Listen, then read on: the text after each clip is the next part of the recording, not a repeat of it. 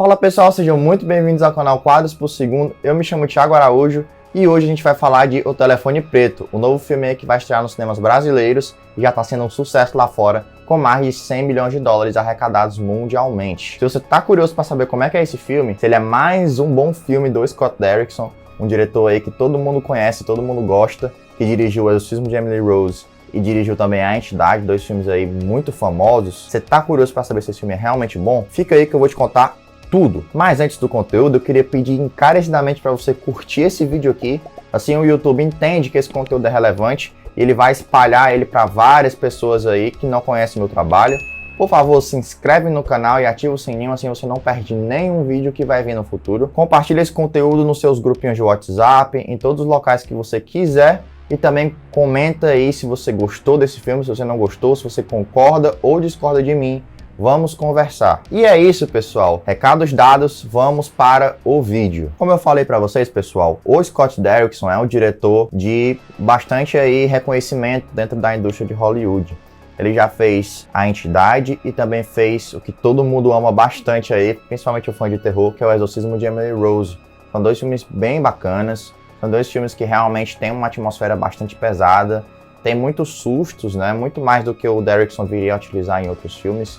Nesse inclusive, e são filmes também que normalmente você vê vários temas importantes que o Derrickson acha relevante expor nos seus filmes, trabalhar nos seus filmes. E é por isso que muitos dos seus filmes eles são tão legais de assistir, porque eles não são apenas terrores feitos para te assustar, mas também para te fazer pensar em algumas questões. O Derrickson ele também é um tipo de diretor que gosta de ficar não somente em um estilo de terror específico. Ele não faz somente suspense, ele muitas vezes pega vários gêneros diferentes, como por exemplo o gênero policial, no Divinos do Mal, que é o filme que você está vendo aí agora, e ele também mescla com outros tipos de horror, como o horror sobrenatural. O horror sobrenatural eu acho que é o tipo de terror que ele melhor sabe fazer e o que ele melhor está acostumado a fazer. Foi quando a gente vê ele indo para outros tipos de narrativa, outros tipos de filme, eu acho que o Derrickson cai bastante como contador de histórias. Os filmes dele são muito bonitos, mas existe algo faltando ali na narrativa. Eu acho que ele não consegue ter tanta classe na construção dessas narrativas dele, na forma de contar essas histórias. Só um adendo aqui, pessoal. Eu acho que a palavra certa não é classe em construção de narrativa. Na verdade, eu acho que é qualidade em manter a narrativa sempre com um nível alto. Eu acho que em determinados momentos o Derrickson consegue fazer filmes interessantes, visualmente interessantes, do ponto de vista audiovisual, mas em certos momentos os filmes dele caem de qualidade, seja no segundo ato, seja em um possível clímax, numa conclusão. Então eu acho que o Derrickson carece um pouco dessa qualidade de manter constante essa narrativa bem realizada durante todos os seus filmes. E o exemplo clássico disso é o Doutor Estranho,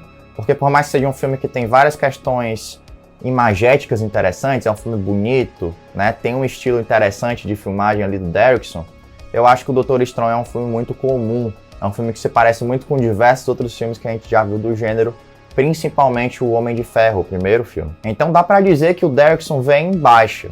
Os filmes passados dele não são tão bons, são filmes medianos, pra dizer o máximo deles. O Divinos do Mal, que foi o filme que vocês viram ali na imagem passada, e o Doutor Estranho, são os dois últimos filmes do diretor, e são filmes ok apenas. O que nos leva ao Telefone Preto, que é o projeto que o Derrickson entrou após sair do Doutor Estranho 2. E esse filme especificamente, pessoal, acho que ele tem muitas coisas interessantes, ele tem muito potencial para ser um bom filme, mas eu acho que, como eu falei para vocês antes, acontece a mesma coisa que sempre acontece na carreira do Derrickson.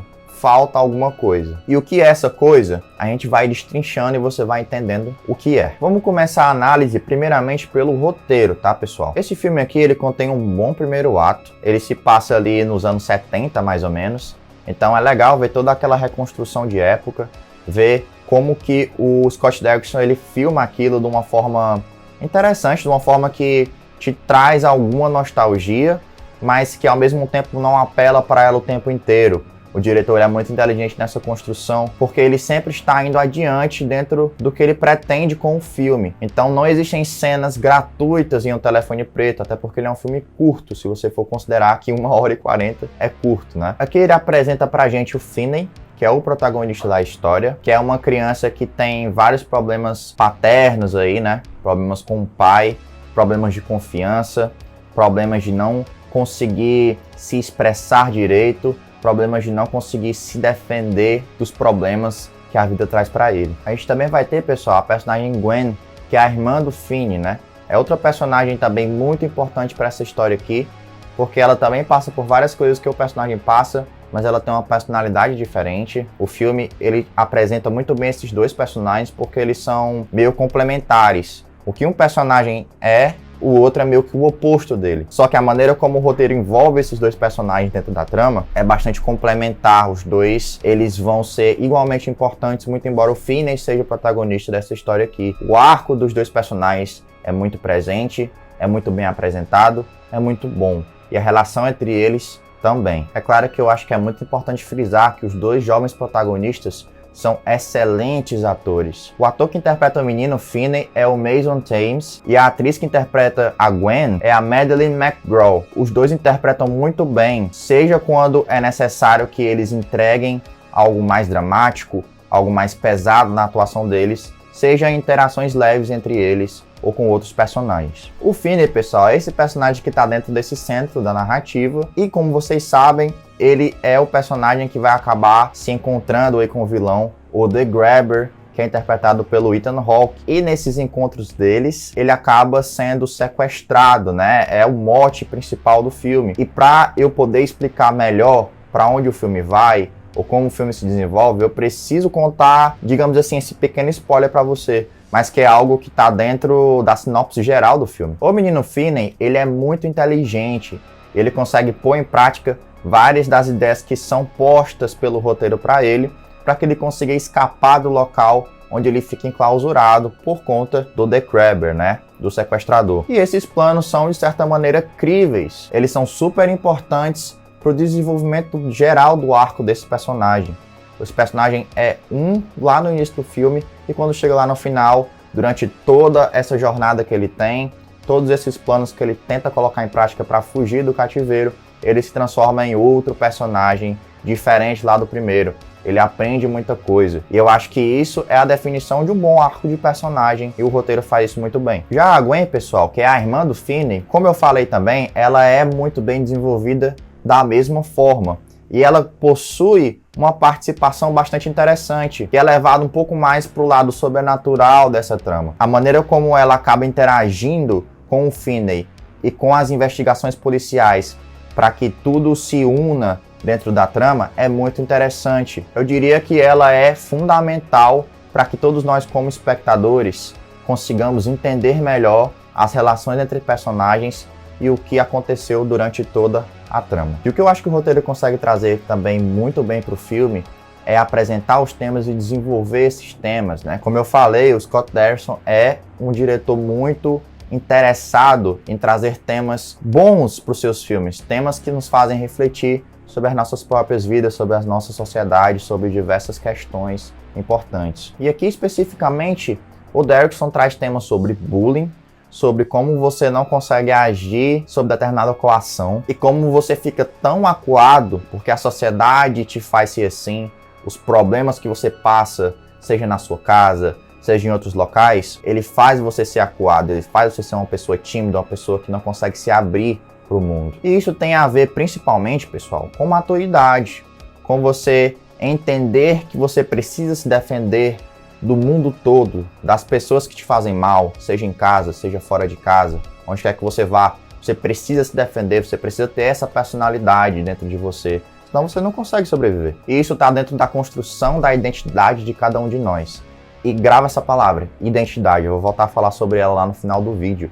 A palavra identidade é a palavra-chave, é o tema-chave desse filme. Agora, indo para os lados mais negativos do roteiro, eu acho que ele não consegue equilibrar tão bem as duas questões que eu acho que fazem ele ser mais ousado por parte do Scott Derrickson, né, do diretor. O filme ele tenta equilibrar questões sobrenaturais e questões de filme de maníaco, né, aqueles filmes em que você tem lá um assassino, aquele cara que te mantém em cativeiro, e por aí vai. Eu sempre tenho a sensação de que o roteiro compartimentaliza muito essas duas questões, o sobrenatural e o filme de maníaco. E a impressão que eu tenho é que quando ele vai pra um, ele acaba esquecendo um pouco do outro. Até que tem outras cenas e outras situações em que o sobrenatural vai dominar e o filme de maníaco vai ficar super em segundo plano. E vice-versa, acontece isso no filme inteiro. Então a gente pode falar que não existe uma mudança orgânica, um equilíbrio orgânico entre esses dois elementos do roteiro. Já o vilão The Grabber, pessoal, eu gosto muito da aparência dele. É muito assustador. Sempre que o Ethan Hawke tá em cena, você se caga todinho, porque é simplesmente muito bom visualmente. Tudo que é relacionado a ele ali, né? Você não sabe exatamente onde aquele menino tá, você não sabe quem é esse cara, você não sabe por que ele tá fazendo aquilo. E o roteiro, ele mantém muito mistério sobre esse personagem. Quem é o The Grabber? Por que ele tá fazendo isso? Até certo ponto isso é legal, funciona, mas eu acho que isso mais atrapalha o filme do que ajuda o filme. Eu vou explicar por quê. Existe algo de it a coisa nesse personagem, no sentido de que ele é muito misterioso e ele tá sempre ali como se fosse uma espécie de vilão aterrorizante para as crianças, entendeu? Ele tem esse tipo de performance, né? Assim como o palhaço Pennywise também tinha. A grande diferença, pra mim, tá justamente na questão de como esses elementos de terror são trabalhados nos personagens. Se lá no It a Coisa a gente tem várias cenas ali que são de fato aterrorizantes, que fazem a gente pular da cadeira, que fazem a gente se sentir tenso pelos personagens, porque o palhaço Pennywise é bizarro, é um personagem bastante assustador, bastante violento, e você percebe isso, você sente a presença dele muito pesada. No Telefone Preto não acontece o mesmo com o The Grabber. Normalmente o que você vê ele fazendo é dialogando com a criança. O roteiro até cita que existe ali um jogo meio sádico que ele tenta fazer com aquela criança. E você entende mais ou menos qual é o destino final que acontece com as crianças que ele rapta, né? Mas o meu maior problema com o The Grabber é que eu tenho a sensação de que você não consegue sentir nada além da pura estética. Além de ele ser visualmente muito tenebroso, muito macabro, você não entende exatamente o quão perigoso esse personagem é, porque o roteiro ele te deixa bem assim, às cegas em relação a isso.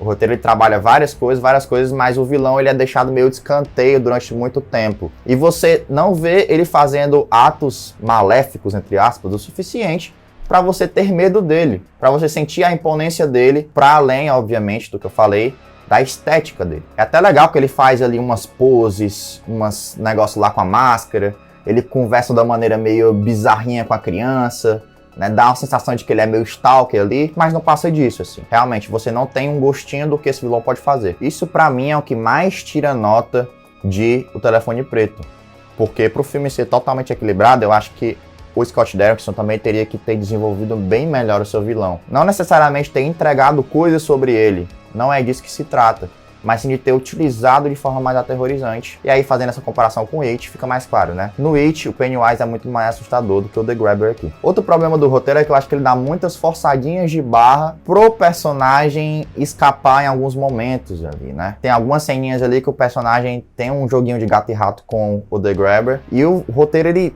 força bastante, mas bastante mesmo, pra dar uma chance pra esse personagem. Eu tenho essa sensação. E um exemplo muito claro disso são alguns pequenos personagens na trama que eles dão informações muito relevantes pro prosseguimento dela, né? Pro prosseguimento da trama. E acontece que em algumas coisas eles lembram e algumas outras coisas eles não lembram. Então é muito bizarro como eles não lembram de coisas super fáceis de lembrar, mas eles lembram de outras coisas que são muito mais difíceis de lembrar pela situação que eles estavam vivendo. Não tem como ser menos enigmático do que isso, senão eu vou dar spoiler, mas eu tenho a sensação de que é uma forçada de barra muito grande do roteiro. Mas o roteiro também dá umas forçadinhas de barra pro herói não conseguir escapar. E aí tem uma cena bem específica desse filme que acontece justamente isso. Que o herói, o nosso querido Finney, ele é extremamente burro e ele não faz uma coisa básica que é ajudar ele a escapar. Mas enfim, eu também não posso falar nada porque senão entraria no terreno do spoiler. E qual é a minha conclusão disso tudo?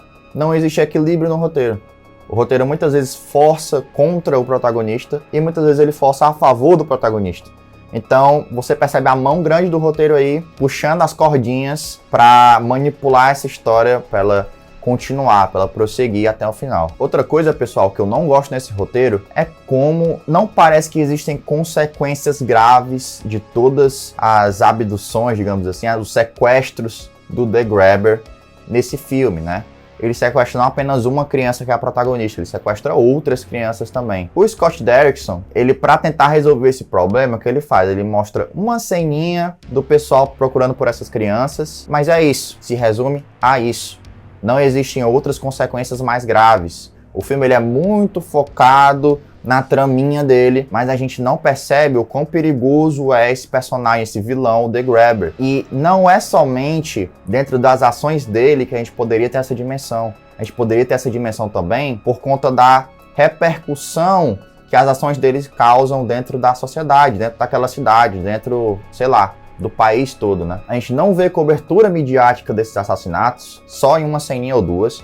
A gente não vê as pessoas com medo, né, do que tá acontecendo. Tudo parece muito normal para uma cidadezinha que não deveria ser tão pacata assim. Deveria estar todo mundo com medo, todo mundo se cagando de medo, todo mundo indo para casa mais cedo, porque tem uma porra de um vilão fudido à solta, né? Continuando aqui essas questões estranhas do roteiro, tem muitos personagens ruins nesse filme, gente. Muitos personagens secundários, né, coadjuvantes, que têm uma missão de conseguir mover a trama por outros caminhos, que não os caminhos principais, digamos assim, não os caminhos do protagonista. Esses personagens são muito fracos, são muito mal desenvolvidos, é simplesmente muito ruim tudo que está envolto a eles. E aí eu vou citar esses dois policiais que vocês estão vendo aí na imagem. Esses dois personagens são horrorosos, eles não fazem nada. E eles confiam numa personagem muito facilmente. É até bizarro de acreditar nisso. Tem outro personagem também, pessoal, que ele é tão ruim, mas tão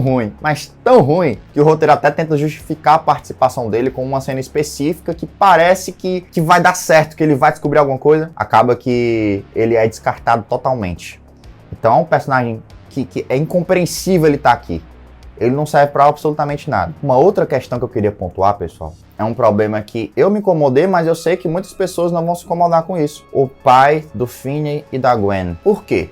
O personagem é ruim? Não acho que ele seja necessariamente ruim, mas eu acho a atuação do intérprete desse personagem muito exagerada, muito over, que a gente chama de overacting. É justamente esse rapaz que vocês estão vendo agora, o Jeremy Davis.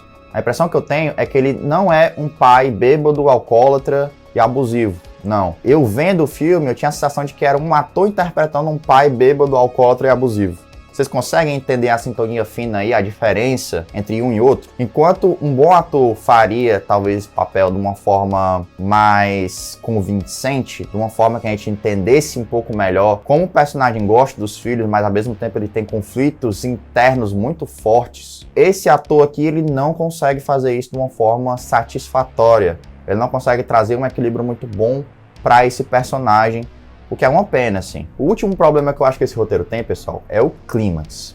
Por quê? Eu acho que um dos personagens ele tá bem mais fraco do que ele deveria ser, e o outro personagem ele tá bem mais forte do que ele deveria ser. Então gera um desequilíbrio, parece que é muito rápido tudo o que acontece. Muito embora o filme construa bastante para chegar nesse final, esse final ele não é muito satisfatório. Eu tenho a impressão que ele é meio anticlimático, assim, que o filme ele tá correndo para terminar. Então, infelizmente, o clímax é outro desses defeitinhos chatos que o filme tem. Indo agora especificamente para as questões de linguagem cinematográfica, pessoal, eu acho que a direção do Scott Derrickson, esse cidadão que vocês estão vendo aí nesse exato momento, é legal, é uma direção razoável. Eu acho que ela funciona muito bem quando ela não tá no terror. Quando ela não tá no terror, você sente que existem cenas muito bacanas que estão sendo construídas ali, tem uma ambientação muito legal, as músicas que são utilizadas são perfeitas para causar um sentimento bom na gente, que a gente tá assistindo ali uma coisa divertida, você consegue se sentir dentro daquela atmosfera, daquele ambiente. O Derrickson, ele utiliza muita movimentação de câmera, ele utiliza muita música a favor dele também, e tem um carisma muito grande de uma boa parte desses personagens, assim. Isso aí que eu tô mostrando para vocês agora é um personagem super carismático, super bacana, e é muito legal acompanhar vários desses personagens bem no início lá do filme, nos primeiros 20 minutos por aí. A fotografia, eu acho que também faz bem a parte dela. Vocês podem perceber, tanto nesse frame que eu coloquei para vocês agora, como em vários outros frames que eu mostrei anteriormente. Existe sempre uma fotografia muito rodeada de sombras e com pouquíssimos pontos de luz, que é para gerar um sentimento tenso, um sentimento enervante, um sentimento de que aquilo que a gente está vendo é realmente horrível, é uma sensação ruim que você sente vendo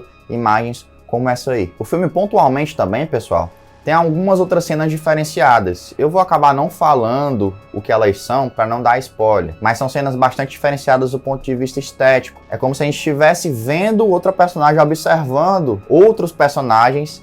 E isso é super importante para a história avançar. Quando essas cenas aparecem, elas são cenas bonitas, elas são cenas bacanas, bem filmadas, com estética bem interessante mesmo. A gente fica bem focado, bem envolto naquela ambientação. E além dessa questão subjetiva que eu mostrei lá no frame anterior, essa câmera que parece que alguém está observando outra pessoa, né? Tá meio que invadindo ali o espaço dela. Isso acontece em outros momentos de forma pontual, né? Como esse que eu tô mostrando para vocês agora, que aparece o furgão preto. É uma cena bem rapidinha, ele não aparece tantas vezes assim, como se fosse observando personagens. Mas nessa especificamente me chamou muito a atenção, porque os dois personagens eles estão caminhando, você tá vendo eles caminhando, conversando entre si, e aí eles passam, eles deixam o campo ali, fílmico, e aparece atrás deles o furgão preto. Então dá aquela sensação de Halloween. Quem aí viu Halloween sabe do que eu tô falando.